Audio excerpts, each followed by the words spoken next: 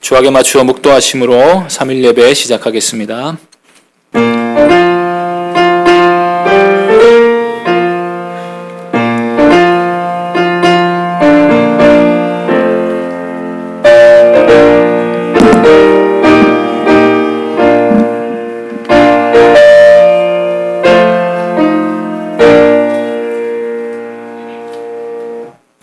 은혜와 자비가 풍성하셔서 우리에게 자비를 베풀기를 늘 좋아하시는 아버지 하나님, 저희를 이 자리에 모이게 하여 주시고 하나님 말씀을 듣게 하여 주시니 감사합니다. 진리로 저희를 하나가 되게 하여 주시고 하나님이 누구신지 알아서 하나님께 더욱 가까이 나아가는 귀한 공동체가 되게 하여 주시옵소서. 주 예수 그리스도의 이름으로 기도하옵나이다. 아멘. 오늘 빔 프로젝트가 고장이 나서 좀 양해 부탁드리겠습니다. 성경책을 보아주시기 바랍니다. 찬송가 70장 찬양하신 후에 최영학 권사님 기도하시겠습니다.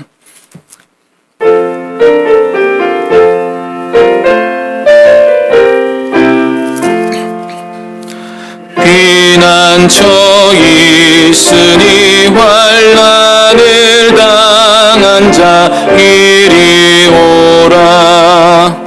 땅들이 변하고 물결이 일어나 산 위에 넘치되 두렵지 않네. 이방이 떠들고 나라들 모여서 진동하나 우리 주 목소리 한 번만 바라면 천하의 모든 건 망하겠네.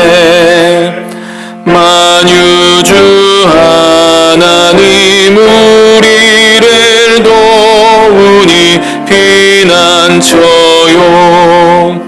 세상의 난리를 그치게 하시니 세상에 창검이 쓸데없네.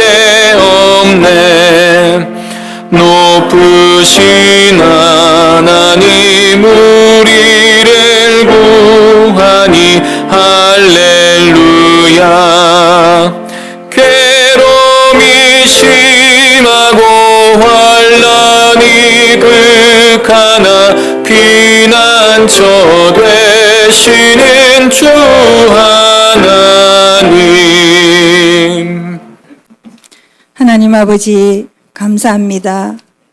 아버지의 풍성하신 은혜와 사랑으로 우리들을 지켜주시고 지금까지 저희 문화교회를 이끌어 주심을 감사합니다.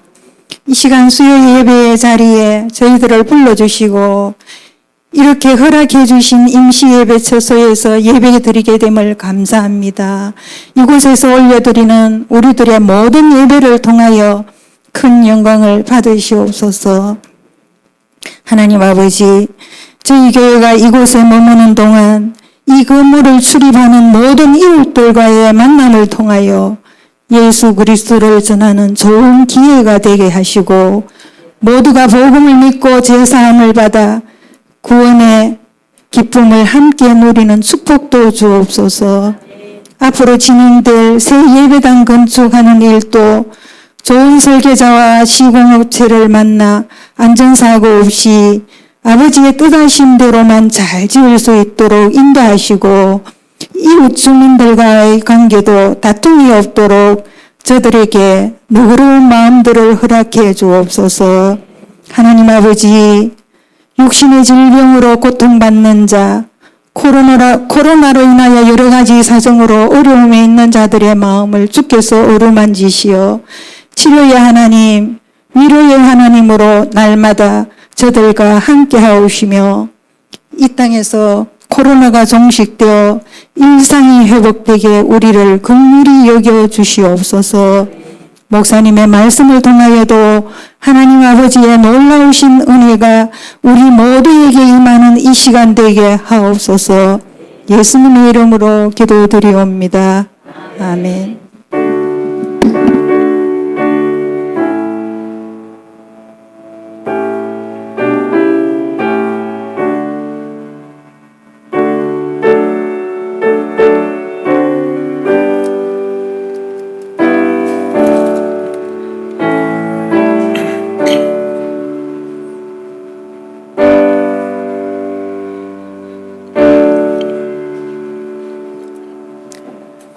함께 보실 말씀은 열왕기하 6장 14절에서 19절까지 말씀입니다. 구약성경 570쪽입니다. 열왕기하 6장 14절부터 19절까지입니다. 열왕기하 6장 14절부터 19절까지 한 절씩 교독하겠습니다. 왕이 이에 말과 병거와 많은 군사를 보내매 그들이 밤에 가서 그 성읍을 에워쌌더라.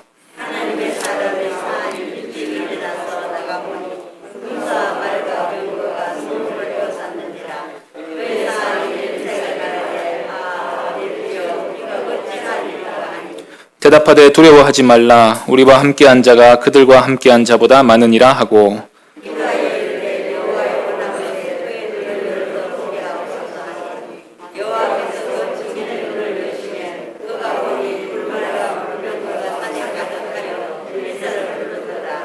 아람 사람이 엘리사에게 내려오매 엘리사가 여호와께 기도하여 이르되 원하건대 저 무리의 눈을 어둡게 하옵소서 하매 엘리사의 말대로 그들의 눈을 어둡게 하신지라. 엘리사가 그들에게 이르되 이는 그 길이 아니요 이는 그 성읍도 아니니 나를 따라오라. 내가 너희를 인도하여 너희가 찾는 사람에게로 나아가리라 하고 그들을 인도하여 사마리아에 이르니라. 아멘. 이 시간 눈을 열어서 보게 하옵소서라는 제목으로 하나님 말씀 전하겠습니다.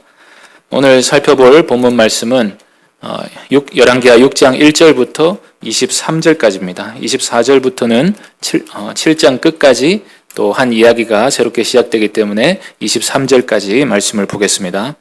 23절까지 해서 크게 두 이야기가 기록되어 있는데 서로 간에 아무런 상관이 없어 보이는 이야기입니다. 하나는 물에 빠진 도끼가 다시 떠오른 사건이고 또 하나는 하나님이 엘리사를 통해서 아람 군대를 물리치신 사건입니다. 아람 군대를 물리치신 사건은 또 두 이야기로 나누어집니다. 내용은 본문을 통해서 살펴보도록 하겠습니다. 엘리사가 이스라엘에 계속해서 이적을 베풀자 선지자의 제자들이 점점 늘어나게 되었습니다. 전반적으로 배도에 빠져 있는 이스라엘 땅에 여호와 하나님만을 섬기기로 결심하면서 공동체 생활을 하고 있는 제자들이 많아진다는 것은 아주 긍정적으로 볼 수 있는 모습입니다. 엘리사의 사역을 통해서 여호와의 하나님 되심을 인정하는 사람들이 계속해서 늘어나고 있다는 뜻이기 때문입니다. 그래서 엘리사는 평소에는 이 선지자의 제자들의 무리와 함께 생활하면서 그들을 가르치고 또 각 지역마다 비슷한 공동체를 하면서 생활하고 있는 이 제자 무리들을 순회하면서 돌보고 있었다고 생각할 수가 있습니다. 오늘날로 말하자면 타락한 세상 속에 교회 공동체가 있고 엘리사는 그 교회의 영적인 지도자였다고 말할 수 있을 것입니다. 물론 이스라엘 나라 전체도 교회입니다. 타락한 교회이긴 하지만 여전히 하나님의 백성으로 불리고 있기 때문입니다. 그러나 영적으로 보자면 북이스라엘의 모습은 마치 세상 같고 제자들의 모임이 참 교회 같다고 할 수 있을 것입니다. 이 교회에 사람들이 점점 늘어나자 제자들이 생활할 공간이 부족하게 되었습니다. 그래서 제자들이 엘리사에게로 와서 우리가 처소를 새로 만들었으면 좋겠습니다 라고 제안을 합니다. 6장 1절 2절 말씀 보겠습니다. 6장 1절 2절 말씀입니다.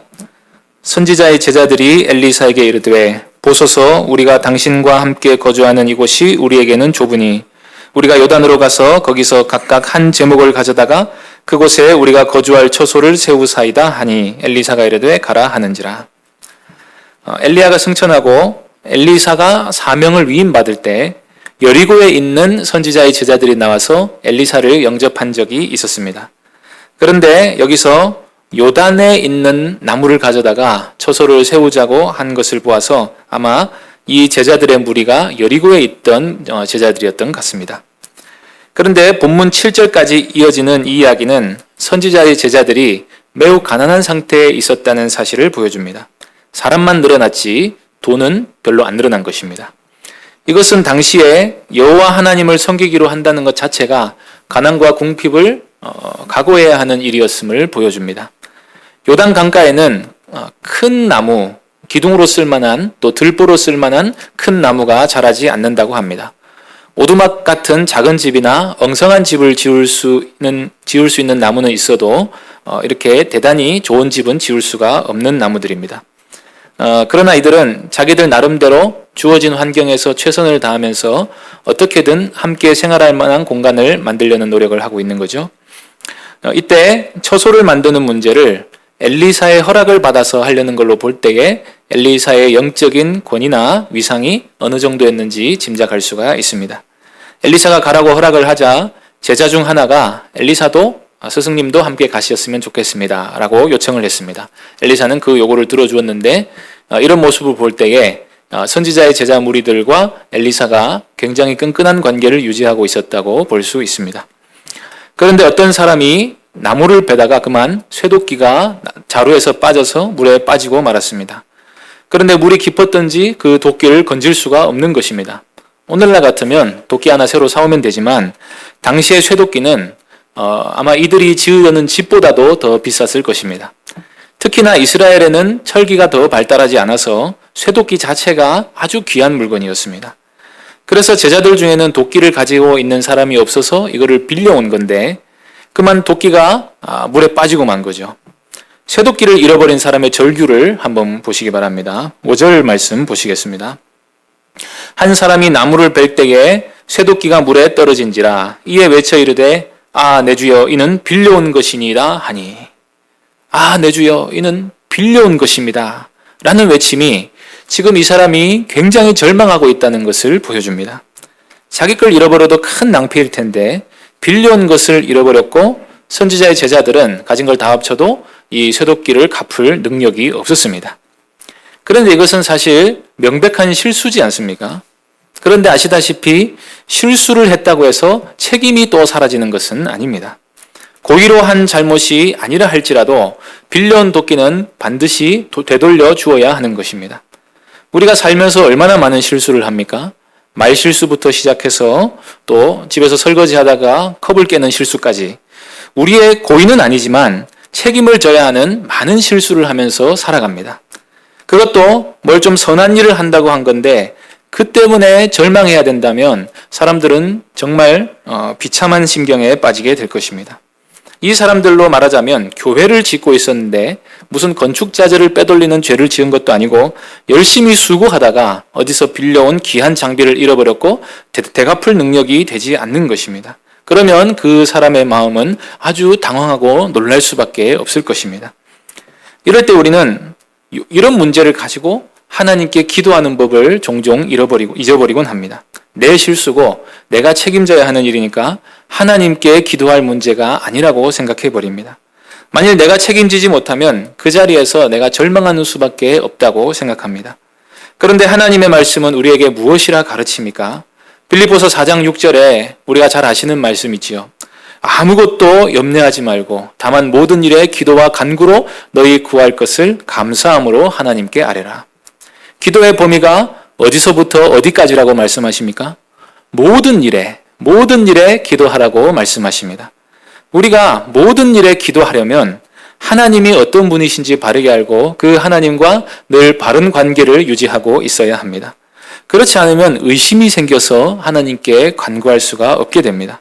하나님이 얼마나 바쁘신데 나 같은 이런 자의 이런 사소한 문제까지 해결하시겠는가? 이건 내 실수니까 그저 내가 책임지고 내가 감당해야 될 고통이다. 그렇게 생각해버리고 마는 것입니다. 그러나 그렇게 믿어버리는 것은 사실 하나님의 선하심을 모독하는 생각입니다. 우리 자녀들이 우리 부모는 내 어려움에 별로 관심이 없고 이런 문제를 부모님께 말해도 아무런 도움도 받지 못할 거다라고 믿어버린다면 부모의 마음이 얼마나 상하겠습니까? 해결이 되든 안 되든 부모님께 협조를 요청하는 게 오히려 바른 믿음이고 바른 관계지 않겠습니까? 게다가 우리 하나님은 전능하신 분이십니다. 선하신 아버지실 뿐 아니라 전능하신 분이십니다. 하나님이 해결 못할 문제는 없다고 우리가 평소에 믿고 있지 않습니까? 그래서 기도하는 사람의 기본 자세는 전능하신 하나님께서 나의 작은 신음소리라도 무시하지 않으신다고 믿는 것입니다.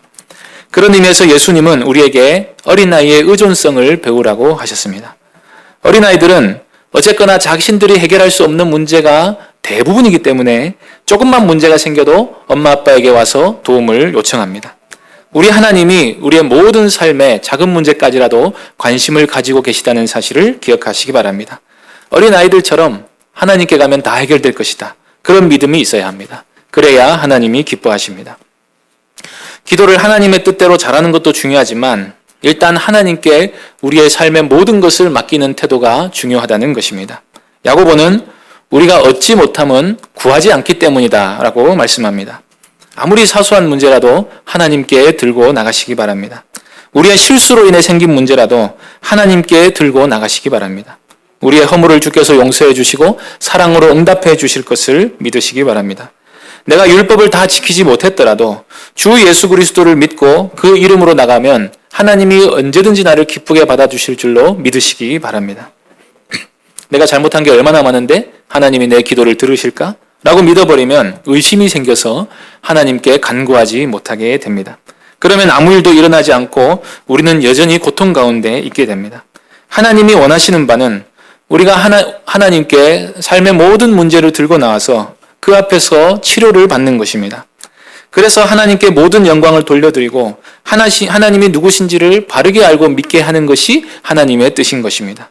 이 믿음을 위해서라도 날마다 간구하는 삶을 살아야 합니다. 하나님만이 우리를 도우실 수 있다. 그리고 하나님이 우리를 언제든지 돕고 싶어 하신다. 이 사실을 믿어야 합니다. 저는 개인적으로 예전에는 관계가 틀어진 문제는 하나님도 쉽지 않을 거라고 생각했습니다. 말실수를 했고 상대방이 상처를 받았습니다. 혹은 상대방의 무례한 언행 때문에 심하게 다투게 되었습니다. 그래서 관계가 깨졌고 이 상태를 유지하는 게 마음이 괴로워서 관계를 회복하고는 싶은데 접점을 찾을 수가 없는 겁니다. 여전히 서로 미워하고 있고 대치하고 있는 상태입니다. 그런데 곰곰이 생각해 보면 이렇게 된 게 다 우리의 죄 때문이지 않습니까? 우리가 회개하고 노력해야 되는 문제이지 하나님께 어떻게 해달라고 해야 될 문제가 아니라는 생각이 듭니다. 그리고 인간이 다 자기 고집이 있고 말을 안 듣는 존재인데 하나님이 변화시킬 거면 진작에 변화시켰지 지금 내가 기도한다고 될 문제인가? 그런 생각이 듭니다. 그런데 실제는 그와 달랐습니다. 관계가 틀어진 문제 때문에 너무 고통스러워서 도무지 내 실력과 의지로는 이 문제가 해결될 것 같지 않아서 하나님께 기도했더니 하나님이 응답해 주시는 것입니다. 내 마음을 바꾸어 주실 뿐 아니라 상대방의 마음도 바꾸어 주십니다. 하나님께는 능치 못할 일이 없는 것입니다. 도무지 접촉점을 찾을 수 없는 것 같았는데 말 한마디에 미움이 녹아내리고 서로를 이해할 수 있게 해주십니다. 하나님은 방법이 있으십니다. 하나님은 하실 수 있으십니다. 하나님은 우리 고통의 문제에 아주 관심이 많으십니다. 혹시 저처럼 관계 어려움은 기도해도 안 될 거라고 생각하시는 분들이 계시다면 이 말씀을 기억하시기 바랍니다. 잠언 16장 7절에 이런 말씀이 있습니다. 사람의 행위가 여호와를 기쁘시게 하면 그 사람의 원수라도 그와 더불어 화목하게 하시느니라. 선지자의 제자가 자기 실수로 인한 절망에 빠져 있을 때 엘리사에게 간구합니다. 엘리사에게 도움을 요청한다는 것은 하나님을 찾는다는 말과 같습니다. 그러자 엘리사가 도끼가 어디에 빠졌는지 묻고 나뭇가지 하나를 베서 물에 던졌습니다. 그랬더니 도끼가 물에 떠올랐다는 이야기인데 상식적으로 있을 수 없는 일이죠. 그러니까 하나님만이 우리를 도우실 수 있다. 하나님은 도우실 수 있다 하는 사실을 이 기사가 보여주고 있습니다. 우리는 범사에 하나님을 인정해야 됩니다. 여기서 더 나아가면 우리가 할 수 있는 것은 우리가 하고 할 수 없는 것은 하나님께 구한다. 그게 아니라 모든 일에 하나님의 능력과 지혜를 구하는 삶을 살아야 옳다. 그렇게 믿어야 할 것입니다. 그 다음에 이어진 이야기는 하나님이 이런 사소한 문제도 도우실 뿐 아니라 전쟁과 같은 큰 문제까지라도 하나님이 도우신다 하는 사실을 우리에게 보여줍니다. 이 스토리는 두 부분으로 나누어져 있습니다. 첫 번째 장면에서는 이스라엘이 엘리사의 조언을 듣고 아람의 공격을 번번이 방비하고 막아내는 장면입니다. 아람은 항상 이스라엘을 공격할 생각을 하고 있는데 길이 여러 갈래니까 어느 쪽으로 내려올지 몰라서 막기가 어려운 측면이 있습니다. 그래서 군대가 어디에 진영을 치느냐 하는 것은 1급 비밀인데 그걸 엘리사가 어떻게 매번 알아서 이스라엘 왕에게 가르쳐주고 그래서 이스라엘 왕이 아람 군대가 내려오는 길목마다 이 대비를 해놓고 있으니까 아람 왕으로서는 어떻게 해볼 수가 없는 것입니다. 그래서 이스라엘이 매번 적절하게 방비하니까 아람 왕의 마음이 불안하게 됩니다. 너희 중에 누가 지금 이스라엘 왕과 내통하고 있는 자가 있는 게 아니냐? 우리 중에 스파이가 있는 게 아니냐? 하면서 신하들을 다그쳤습니다. 그러자 신복 중에 한 사람이 나와서 왕이시여, 그게 아니고 이스라엘에 엘리사라고 하는 하나님의 선지자가 있어서 그가 왕의 침실에서 한 말까지도 다 이스라엘 왕에게 고하고 있습니다. 이게 무슨 말입니까? 선지자가 안다는 것은 하나님이 알려주신다는 것이죠. 지금 아람의 신은 아람 왕에게 해주는 게 아무것도 없습니다. 엘리사는 다 아는데, 이스라엘 왕은 다 아는데 아람 왕은 아는 게 하나도 없는 것입니다. 이것은 그 자체로 두 왕에게 메시지가 됩니다.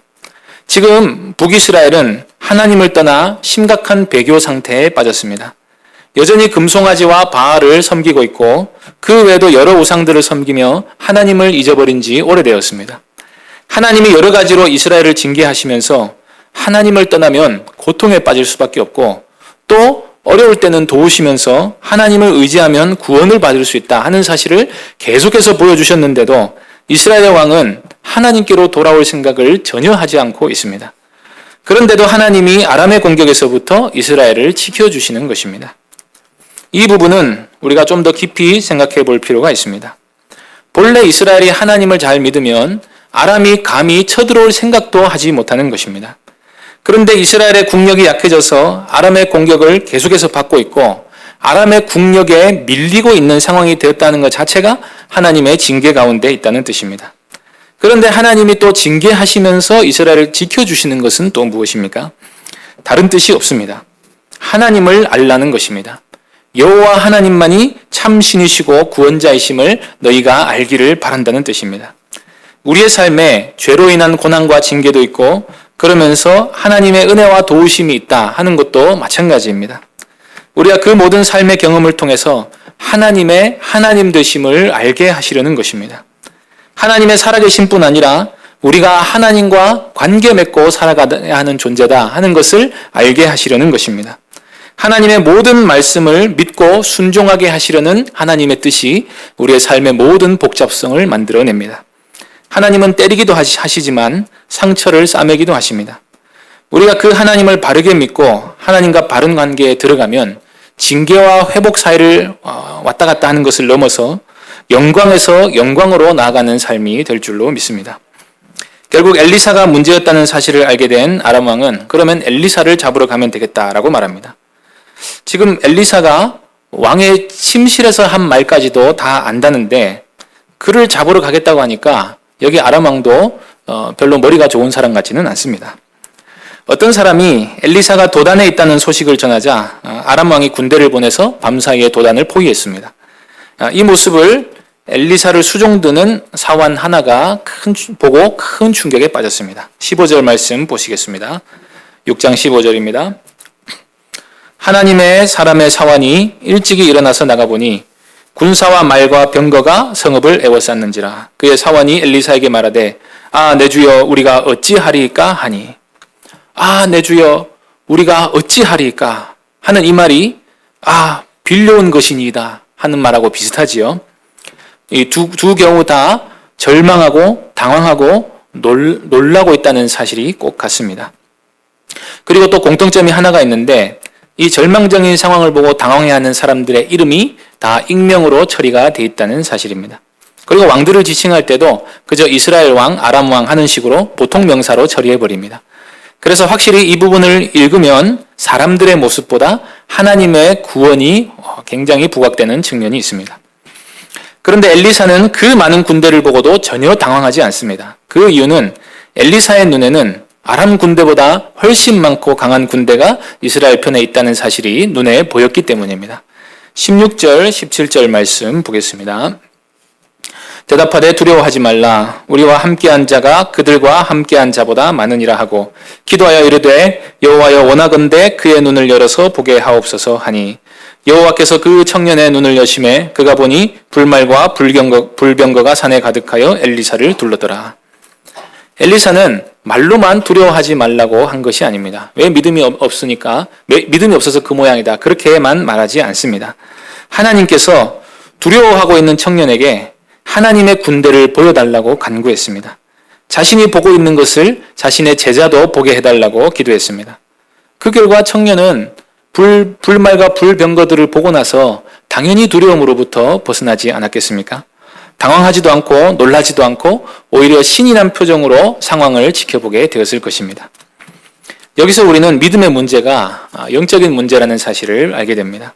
믿어야겠다고 자기 스스로에게 반복해서 암시를 준다고 해서 믿음이 생기는 게 아닙니다. 하나님이 우리의 마음의 눈을 뜨게 해주셔야 그것을 보고 믿게 된다는 것입니다. 욥의 고백처럼 진정한 믿음은 귀로만 듣던 하나님을 눈으로 보게 되는 일입니다. 엘리사의 상황은 하나님의 군대를 보기 전까지는 절망할 수밖에 없었습니다. 누구라도 그럴 것입니다. 갑작스런 기습에 도단 성읍은 전혀 방비가 되어 있지 않았고 아람 군대는 성읍을 완전히 에워쌀 만큼 많았습니다. 게다가 평소에는 아람 군대의 동태를 미리 알고 방어했던 엘리사가 이번에는 어떻게 된 일인지 준비를 하나도 안 하고 성에 갇히고 말았습니다. 육신의 눈으로만 보면 충분히 절망할 수 있는 상황입니다. 그런 청년의 눈을 하나님이 뜨게 해주시자 청년은 하나님께 대한 신뢰로 마음이 충만하게 되었습니다. 그러면 이런 영적인 눈을 뜨게 하기 위해서 엘리사가 한 일이 무엇입니까? 단순히 하나님께 기도했던 거죠. 하나님만이 우리의 마음의 눈을 떠서 영적인 사실들을 볼 수 있게 해주신다 하는 사실을 인정하고 하나님께 은혜를 구했습니다. 에베소서에서 바울은 성도들이 하나님의 영원하신 구원의 계획이 얼마나 놀라운지, 하나님이 지금 우리에게 베푸신 영광의 크기가 얼마나 큰지를 알기를 바란다고 했습니다. 그런데 이것을 알게 하기 위해서 하나님께 간구를 합니다. 에베소서 1장 17절에서 19절 말씀인데 한번 찾아봤으면 좋겠습니다. 에베소서 1장 17절에서 19절 말씀입니다.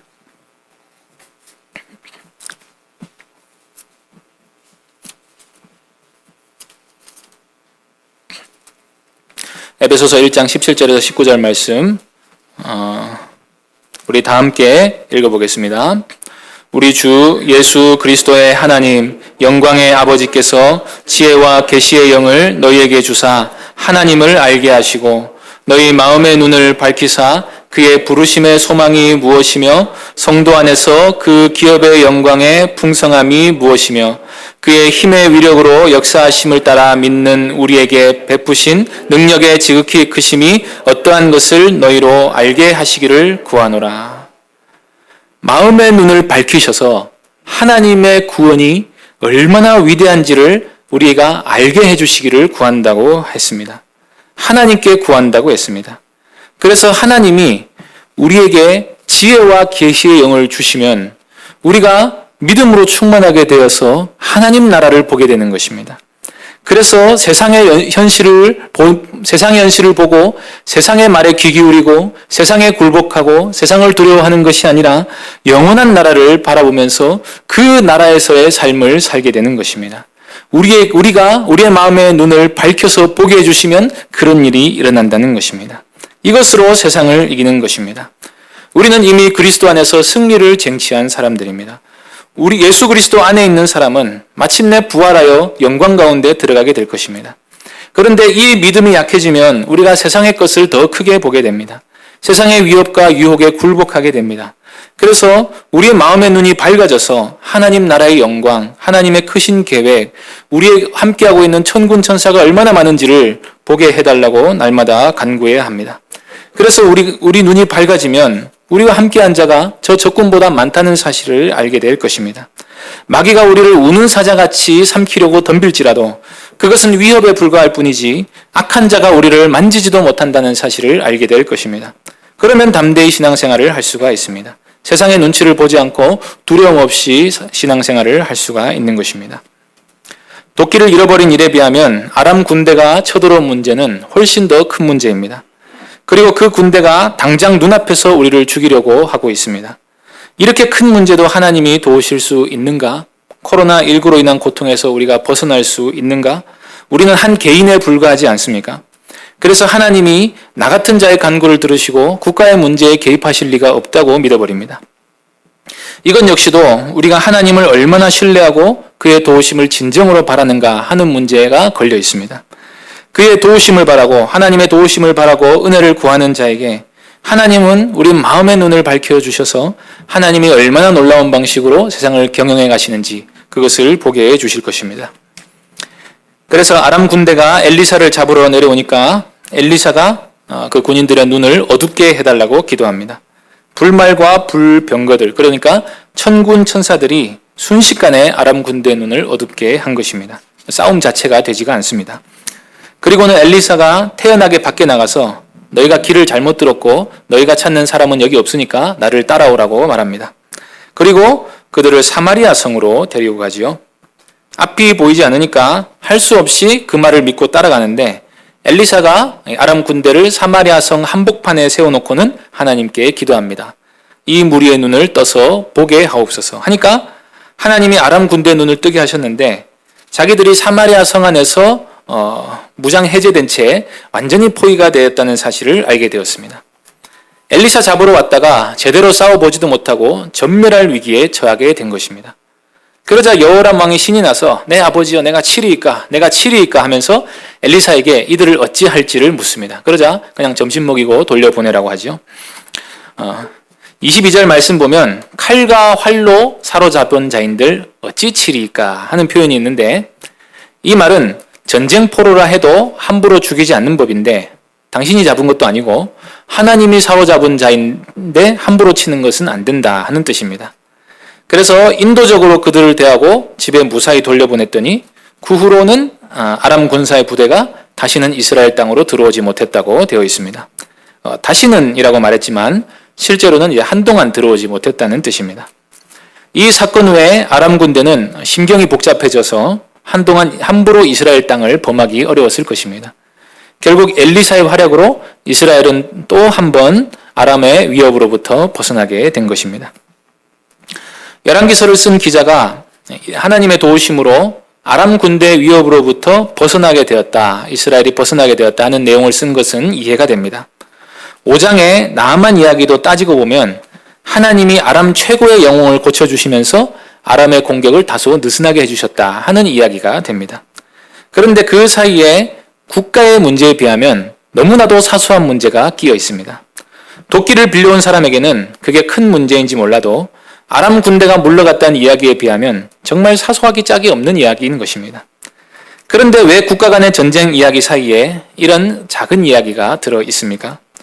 이것은 하나님의 도우심, 하나님의 구원에는 끝이 없다는 사실을 보여주기 위해서입니다. 하나님은 내 인생의 문제에 정령 관심이 있으십니까? 있으십니다. 분명히 있으십니다. 하나님은 이스라엘 왕과 지위가 높은 사람들에게만 관심을 가지고 역사하는 분이 아니십니다. 우리 고통의 문제에 하나님은 관심을 기울이고 계십니다. 이 사실을 믿어야 한다는 것입니다. 선지자의 제자들이 당면한 가장 큰 문제는 집을 짓는 일이었습니다.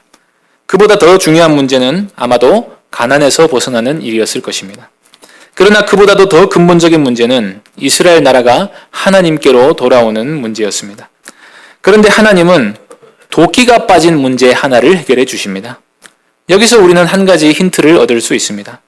예수님 믿는다고 우리가 바라는 바가 다 이루어지거나 모든 문제가 다 해결되는 것은 아닙니다.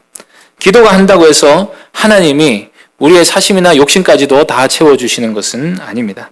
응답하고 말고는 하나님이 결정하십니다. 그런데 여기서 중요한 것은 하나님이 우리를 절망 가운데 절대로 내버려 두지 않으신다는 것입니다. 그러니 하나님이 때때로 도우실 때 그 사실에 크게 감사해야 합니다. 모든 문제를 다 도우시지 않아도 한두 가지 도우시면 우리의 삶에 하나님의 관심이 나타나고 있다는 증거입니다. 가라앉은 도끼가 떠올랐을 때 선지자의 제자들은 무엇을 깨달았겠습니까? 하나님의 살아계심과 선하심과 자비하심, 그것을 깨닫지 않았겠습니까? 그 하나님을 믿으면, 그런 경험이 있으면 하나님이 우리를 지켜주시니 어떤 난관을 만나도 두려워하지 않을 수 있는 것입니다. 인생을 살다가 보면 사소한 문제 같아 보이지만 그 문제 때문에 어려움과 고통을 당하고 있음에도 불구하고 도무지 해결을 할 수가 없어서 그대로 방치해두는 경우가 많습니다. 그런 고통스러운 문제에 직면했을 때 일반적으로 세상 사람들이 보이는 반응은 원망하거나 불평하거나 혹은 절망하거나 아니면 자신들의 힘으로 어떻게든 극복해 보려고 애를 쓰거나 그것도 안 되면 그냥 주어진 운명이나 환경에 적응해버리는 것입니다. 대표적인 예가 사람들이 죽음의 문제에 적응해버리는 것입니다. 죽음이란 결코 간단한 문제가 아닙니다. 죽고 나면 우리 존재가 소멸되어서 자신이 존재했는지도 알 수 없는 상태, 그런 무의미한 상태가 되어버리는 것이 아닙니다. 죽음이란 심판의 일환이고 더 큰 심판으로 나아가는 관문입니다. 그런데도 많은 사람들이 죽음을 가볍게 여깁니다. 죽는 것을 싫어하고 가족들의 죽음을 가슴 아파하긴 하지만 원래 사람은 때가 되면 죽는 것이다 라고 가볍게 생각하며 넘어가 버립니다. 이 사람도 죽고 저 사람도 죽고 안 죽는 사람이 없으니 한평생 건강하게 사는 게 최고라는 식으로 대충 얼버무려 버립니다. 우리의 힘으로 해결할 수 있는 문제가 아니니 그냥 받아들이는 게 최선이라고 현실에 적응해버린 것입니다. 이런 삶이 정상이라고 적응해버린 것입니다. 우리가 가끔 TV에서 아프리카에 가뭄이 심각해 물을 구하기 어렵다는 이야기를 봅니다. 그러면서 사람들이 물이 없으니까 우리가 보기에는 거의 흙탕물만 길러다가 그 물을 마시고 음식도 하고 세수도 하는 모습을 봅니다. 우리나라 사람 같으면 사람이 쓸 수 있는 물이 아니라고 생각하는 물을 갖다가 씁니다. 물이 부족한 지역에 사는 사람이라고 깨끗한 물을 마다할 사람이 누가 있겠습니까? 그냥 우리가 쓰는 물은 이렇다고 적응해버린 것입니다. 자신들의 힘으로는 도무지 이 문제를 극복할 수 없고 지금 당장에 해결할 수 있는 방법은 그런 물이라도 그래도 갖다 쓰는 게 최선이다. 그렇게 믿고 삶이란 원래 그런 것이다 하고 스스로 기준을 낮추어 버리는 것입니다. 히말라야 산맥에 붙어있는 부탄이라는 나라는 한때 행복지수가 1위인 나라로 유명했습니다. 지금은 얼마나 달라졌는지 모르겠는데 전체 국민들의 97%가 나는 행복하다 그렇게 말한다고 합니다. 저는 개인적으로 이게 절대로 사실일 수가 없다고는 생각합니다. 그들이 스스로 행복하다고 느낄지 몰라도 그건 참된 행복을 누리고 있어서가 아니라 지금 있는 상태에 만족하기로 마음먹은 것에 불과하기 때문입니다. 불교에 일체유심조라는 말이 있는데 모든 것은 마음이 지어낸다 하는 불교의 핵심 주장 중 하나입니다. 원효 대사가 해골에 담긴 물을 마시고 이걸 깨달았다고 해서 유명해진 교리인데 부탄은 불교 국가입니다. 그래서 국민들 대부분이 삶이란 마음먹기에 달려있다는 식으로 불교의 가르침을 잘 수용하면서 산다고 합니다. 그러니까 현실을 바꾸려 하기보다 현실을 있는 그대로 받아들이면서 욕심을 버리니까 만족하게 되고 결국 행복이란 마음먹기에 달려있다. 그렇게만 생각한다는 것입니다. 물론 그리스도인들에게도 이런 태도가 좀 있었으면 좋긴 하겠습니다. 하나님이 이미 주신 것에 감사하지 못하고 계속 부족한 점만 주목하면서 사람이 만족할 수 있는 길은 없습니다. 그럼에도 불구하고 더러운 물을 보면서 저건 깨끗한 물이라 하면서 아무리 자기를 세뇌시킨다 해도 그 물이 실제로 깨끗한 물이 되는 것은 아닙니다. 그저 자신이 그 현실을 극복할 수 없으니 받아들일 수밖에 없다고 기대치를 하향 조정한 것뿐입니다. 이런 자세가 속편하긴 하지만 뒤집어 보면 사람의 발전을 막는 태도이기도 합니다.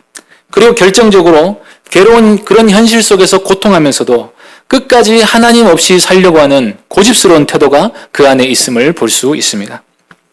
그래서 기도하면서 하나님의 도우심을 구한다는 것은 그 자체로 하나님을 믿는 자세이고 그렇기 때문에 우리의 기도, 우리의 간구는 하나님을 기쁘시게 합니다. 그런데 우리가 모든 일에 있어서 하나님의 도우심을 구하려면 영적인 눈이 떠져야 합니다. 아이들은 부모가 눈에 보이지 않으면 굉장히 불안해합니다. 마찬가지로 사람이 불안해하고 두려워하고 낙심하면서 이 일을 어쩌면 좋습니까? 라고 외치게 되는 것은 다 하나님이 우리 눈에 보이지 않기 때문입니다. 우리 마음 눈이 밝아져서 하나님의 살아계심이 밝히 믿어지고 마침내 우리를 영화롭게 하실 것이 분명히 믿어지면 삶의 작은 문제에도 흔들리지 않게 됩니다. 하나님이 우리를 독생자를 주실 만큼 사랑한다는 사실이 우리 눈에 밝히 보이면 하나님이 우리 작은 고통의 문제에도 분명히 관심을 가지고 계시다는 사실이 믿어지게 됩니다. 그래서 하나님이 우리의 기도를 들으실 거라고 믿게 됩니다. 하나님의 권능과 영광을 본 사람은 하나님이 우리에게 관심을 가지신다. 그것을 믿게 됩니다. 두려워하는 제자들과 달리 엘리사가 평온을 유지했던 이유가 무엇입니까? 하나님의 권능과 영광을 보았기 때문입니다. 엘리사만 특별하다고 생각할 필요는 없습니다. 엘리야가 우리와 성정이 같은 사람이었던 것처럼 엘리사 역시도 우리와 본질이 같은 사람입니다. 야고보서에서 야고보는 서로 병이 낫기를 위해서 간구하라. 의인의 간구는 역사하는 힘이 크다 하면서 엘리야는 우리와 성정이 같은 사람이지만 그가 기도하니까 3년 6개월 동안 비가 오지 않았고 그가 다시 기도하니까 비가 왔다라는 말을 합니다. 야고보는 이 말씀에서 엘리야나 엘리사나 특별한 은사와 능력을 받은 사람이니까 그런 역사가 가능했다 하는 생각을 차단하고 있습니다. 야고보가 볼 때 그런 기도의 능력을 나타낸 사람들의 특징은 그들이 의인이었다는 것입니다. 그렇다면 우리가 해야 될 일이 무엇입니까? 의인이 되는 것입니다. 우리가 의인이 되는 방법이 무엇입니까? 예수 그리스도를 믿는 것입니다. 믿고 거듭나 의롭다함을 얻어야 합니다. 그러면 성령께서 우리에게 하나님을 보여주십니다. 이것이 첫 번째입니다. 그런데 그러면 거듭나기만 하면 아무것도 하지 않아도 됩니까? 말씀과 기도라는 은혜의 수단을 부지런히 사용해서 우리의 믿음이 자라게 해야 합니다. 날마다 죄를 회개하고 의를 행하는 삶으로 마음을 청결하게 해야 됩니다. 마음이 청결한 사람이 하나님을 보는 것입니다. 그래야 하나님을 보게 되면 복음을 붙드는 삶을 살 수가 있습니다. 우리가 이 세대를 본받으면서 세상의 죄악에 참여하고 또 세상의 풍조가 마음에 밀려들기 시작하면 마음이 탁해져서 하나님이 잘 보이지 않게 됩니다. 그러면 낙심과 두려움 속으로 들어가 평안을 잃은 채 눈앞의 현실이 너무 크고 하나님께 간구할 힘도 사라지게 되는 것입니다. 그러니 하나님께 바로 이 문제를 가장 먼저 간구해야 합니다. 우리에게 의를 주시고 우리의 마음 눈을 밝혀달라고 기도하셔야 됩니다. 예수 그리스도만을 붙들게 하시고 하나님의 영광을 보는 삶을 살게 해달라고 구해야 합니다. 그러면 하나님이 우리를 눈동자같이 여기고 계신다. 이 사실이 보이게 될 것입니다. 이게 믿어지지 않고 하나님이 멀리 있는 것처럼 느껴지고 하나님이 나를 도우실 것 같지 않고 하나님이 나를 혼내실 것만 같고 그렇게 생각하는 것은 벌써 믿음이 떨어졌다는 증거입니다. 그러니 우리에게 먼저 믿음을 달라고 구하셔야 됩니다. 하나님을 신뢰하고 하나님을 의지하고 어린아이처럼 하나님께 매달리는 그 믿음을 달라고 구하셔야 됩니다. 그래야 우리의 삶의 모든 일에 있어서도 하나님께 간구할 수가 있는 것입니다. 그러면 우리가 놀랄 만한 일이 생겼을 때도 절망하지 않고 그 순간에도 하나님의 도우심을 구할 수 있습니다. 뿐만 아니라 하나님이 우리가 어려운 일을 당하기 전에 미리 이미 막아주셨음도 알게 해주실 것입니다. 아람 군대가 어디로 쳐들어올지 미리 알게 해주신 것처럼 우리가 간구하기 전에라도 이미 다 막아주고 계신다. 우리가 사망의 음침한 골짜기를 지날 때에도 우리를 지팡이와 막대기로 안위하셨다 하는 사실을 알게 해주실 것입니다. 바로 이 영적인 눈을 뜨게 해달라고 구하시기 바랍니다. 하나님을 우리가 믿고 있는 것 같지만 안 믿고 있을 때가 얼마나 많습니까? 정말로 믿게 해달라고 구하시기 바랍니다. 우리의 기도는 하나님의 선하심과 능하심과 은혜로우심과 자비하심을 믿는 터 위에서 간구하는 것입니다. 이 믿음이 우리에게 있어서 하나님의 영광을 바라보는 가운데 선하신 하나님의 도우심을 매일같이 경험하며 사는 귀한 성도님들 되시기를 바랍니다. 기도하겠습니다. 하나님 아버지, 하나님께서 우리의 아주 작은 문제에도 관심을 가지실 뿐 아니라 언제든지 우리를 아끼셔서 도와주실 마음이 있으시다는 사실을 또 능력이 있으시다는 사실을 우리가 보았습니다. 그러나 우리에게 믿음이 없어서 하나님을 의심하고 하나님께 달려가지 못하고 그저 절망하거나 적응하거나 때때로 우리의 실력으로 이 문제를 어떻게든 헤쳐나가려고 하는 불신앙적인 태도를 보일 때가 많습니다. 하나님, 우리의 믿음 없음을 용서하시고 우리의 영적인 눈을 밝히 뜨게 하여 주셔서 하나님의 하나님 되심을 믿게 하여 주시옵소서. 주 예수 그리스도의 이름으로 기도하옵나이다. 아멘. 귀한 말씀 감사드립니다. 두 가지 광고를 드리겠습니다. 주차를 하신 분들은 차량 번호를 교육자들에게 말씀해 주시면 주차비를 정산해 드립니다. 그리고 방역이 지금 3단계로 되어 있기 때문에 지정된 예배에 좀 참여를 해 주시기 부탁드립니다. 1, 2, 3부에 지정되신 교구에 교구분들이 좀 참여를 해 주셔서 방역에 협조를 해 주시기 바랍니다. 찬송가 84장 찬양하고 기도하고 축도로 예배를 마치겠습니다.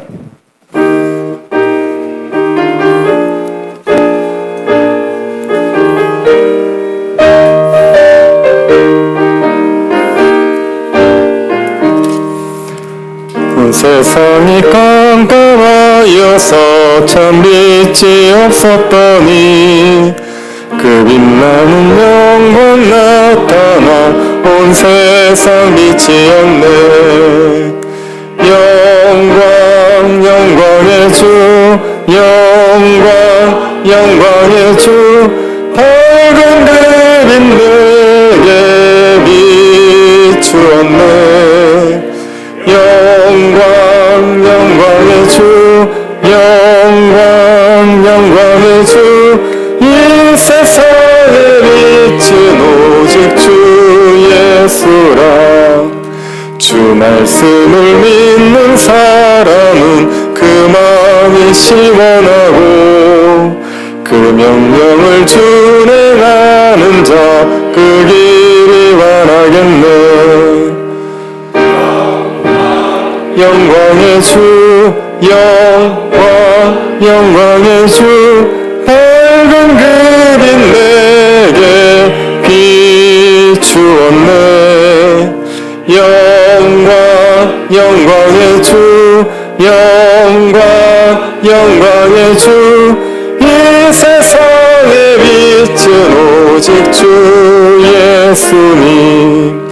죄 가운데 사는 사람은 그 눈이 어두워도 그 죄악을 씻는 날에는 그 눈이 밝아지는. 영광의 주 영광의 주 내게 비추었네. 영광의 주 영광의 주 이 세상의 빛은 오직 주 예수님. 말씀 몇 가지 기도 제목 가지고 같이 기도하겠습니다. 하나님께서 우리의 마음의 눈을 밝혀주시기를 기도합시다. 하나님의 능력에 지극히 크심을 알게 하여 주시고 하나님을 신뢰하는 믿음으로 우리가 어려운 상황에서도 요동하지 아니할 수 있도록 우리에게 은혜 베풀어 주시기를 기도합시다. 임시에게 젖어 있는 동안 여호와로 인한 기쁨이 우리에게 충만해질 수 있도록 하나님으로 인한 즐거움을 마음껏 누려서 우리의 심령이 새로워지는 은혜가 있게 달라고 기도해 주십시오. 세교회당 건축을 위하여 기도해 주십시오. 하나님께서 선하게 인도하여 주시기를 기도해 주시고 주의 학생들과 청년들, 청장년들의 믿음이 더욱더 견고해질 수 있도록 은혜 베풀어 달라고 기도해 주십시오.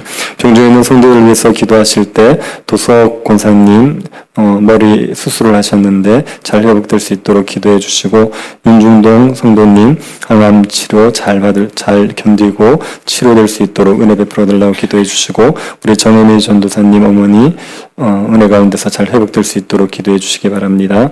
그리고 코로나 확산을 주님께서 막아주시고 예배가 잘 지켜질 수 있고 또 일상이 회복되어질 수 있도록 은혜 베풀어 달라고 같이 한번 기도하도록 하겠습니다.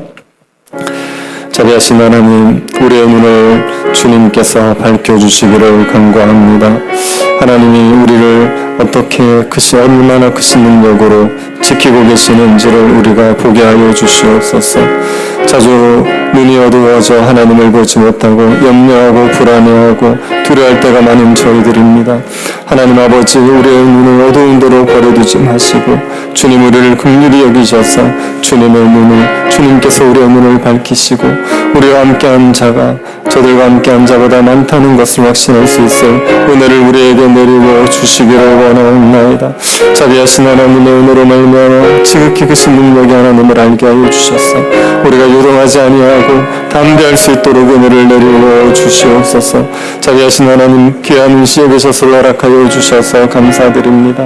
하나님 아버지께서 이곳에서 여호와를 기쁨들을 충만히 누리게 하여 주시기를 원합니다. 주의 말씀을 더 사모하게 하십시오. 말씀을 더 가까이 하게 하여 주시옵소서. 하나님의 영광을 볼 수 있을 은혜가 우리 가운데 있게 하여 주시기를 원합니다. 교회당 건축을 이끌어 가신 하나님, 저희들에게 은혜를 내리고 주셔서 은혜 가운데서 이 모든 일들이 선하게 인도되게 하여 주시기를 원하옵나이다.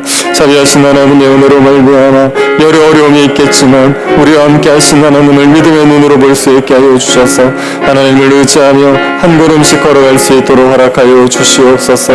하나님 아버지, 은혜 가운데서 여러 가지 갈등의 문제들도 지혜롭게 해결할 수 있도록 저희들에게 지혜를 다하여 주시옵소서. 하나님, 수고하는 건축위원회 가운데 주님께서 능력을 허락하여 주시고 주님께서 힘을 다하여 주시기를 원하옵나이다. 아버지 하나님, 은혜 가운데 자원하는 마음으로 감당할 수 있도록 날마다 성령의 충만함을 허락하여 주시옵소서. 아버지 하나님께서 은혜를 내리고 주셔서 우리가 하나님을 위하여 사역을 기쁨으로 감당할 수 있도록 우리에게 필요한 공간들이 잘 준비되어지는 건축이 되게 도와주시옵소서.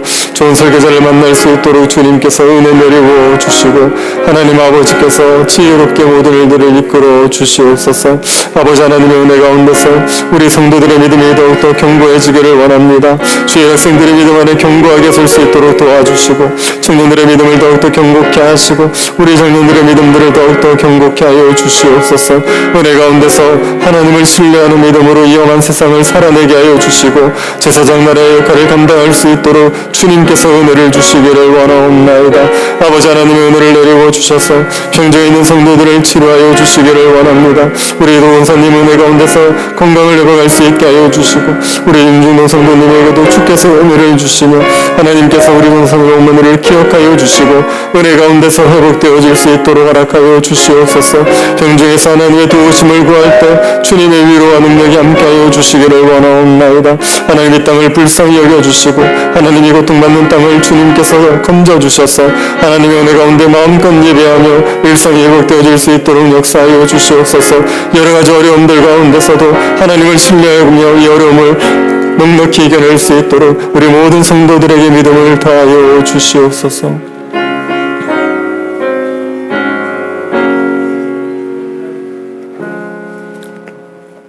지금은 우리 주 예수 그리스도의 은혜와 하나님 아버지의 사랑과 성령의 교통 위로하심이 사랑하는 주의 백성들의 머리 위에 지금으로부터 영원토록 함께 있을지어다. 아멘.